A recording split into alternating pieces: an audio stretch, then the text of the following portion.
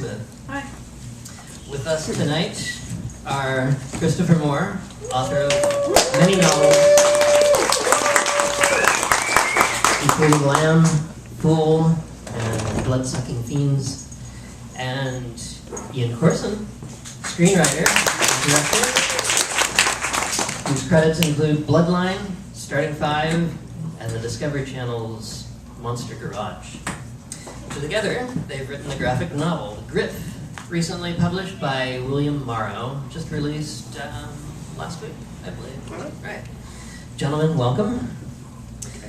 To start off, I'd like to observe, Christopher, you stated in the past that all of your books have been optioned or sold for films, and that as yet none of them are in any danger of being made into a movie. Here we have a situation where something, the reverse has happened. The Griff was intended originally to be a movie, and it is now a book. And not only that, but a comic book. A first for both of you, I think. There are seats available. Please come forward if you're brave enough. Would you tell us a little bit about your decision to take what was a screenplay and turn it into a comic book? Well, you just said the stuff that we normally say when so, yeah, that's what we did. What? No, we. Should I tell the whole story? Yeah. Okay. I was born in Ohio. No, about 10 years ago, I was working on Lamb, maybe more, about 11 years ago now. And I really, I was kind of stuck. And I had this dream about this little kid being attacked by a bird of prey. And it was sort of an ominous sort of visual thing that, you know, no matter what anybody tells you, you very seldom have a dream that works as a story. And I sort of woke up like, well, that was creepy. And I've been reading a friend of mine's book called Earthquake Weather, a woman named Catherine Ryan Haight.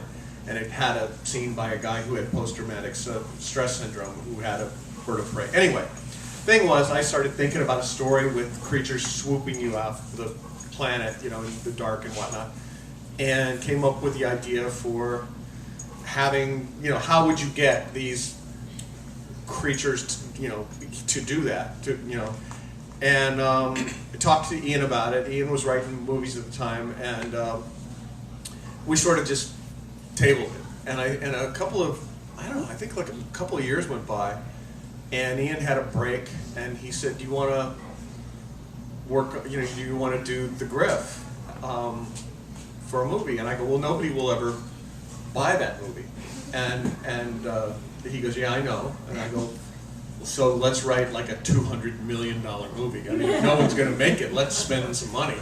And so we decided to do that, and we took because of that, I didn't have to work on Lamb for a couple months, which was awesome, and because it was hard. And so Ian came out to my house in Canberra. He was living in LA, and we collaborated on an outline, and then divided up the scenes and sort of wrote the script and did a couple of passes on it, and finished it. And as we were finishing it, they announced they were going to release this movie. I forget who was doing it. It was like TriStar or somebody was doing a movie called Reign of Fire, which all we knew was it was about dragons in a sort of post-apocalyptic world, and they had destroyed the planet. And we thought, okay, there's probably not room in the world for 2 dragons destroying the planet movies. So we just tabled it. We didn't send it out to anybody. And I think after a few years, we put it on my website for something like, here's a free thing that you can read that no one will ever make.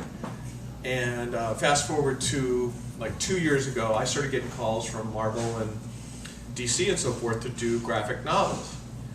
And they have, you know, that's flattering. They go, well, if you do something, you know, we'll let you play in our toy box. And which means I would get to write Spider-Man or, you know, The Flash or Superman or something like that, which would be great, except I would also have to learn the whole Bible of Spider-Man that's gone on for 40 years, which is actually way bigger than the Bible. And I had done that once, and I didn't want to do it again. So I said, well, we could do the Griff. How about if I have the story that, you know, and they said, no. So anyway, I guess at that point, my publisher, I had done a new book contract, and my publisher said, what do you mean? People want you to do graphic novels? If you're gonna do that, we get right of first refusal. And we're like, I was like, you guys don't do graphic novels. And they're like, yeah, but you're not doing them for anybody else. I'm like, okay, it's like, you don't want to go out with that girl anymore, but you don't want anybody else to go out with her. It was like that sort of thing. So we sent a proposal in, and they said, yeah, we want to do the Griff. And it took them, 7 months?